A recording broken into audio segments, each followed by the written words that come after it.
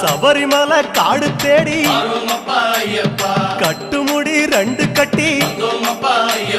காந்தமலை ஜோதி காண சபரிமலை பயணந்தானப்பா